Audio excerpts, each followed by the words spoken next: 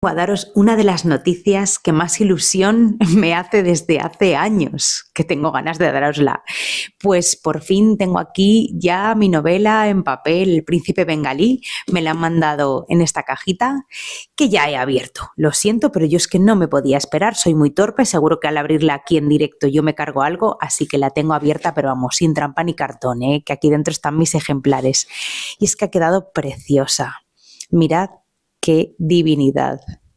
Qué ilustración más bonita. Han quedado los colores súper chulos. Sabéis que los colores a veces varían de pantalla a impresión y están preciosos, súper vibrantes, súper alegres, como a mí me gustan. Y bueno, la ilustración de Sira ha quedado divina.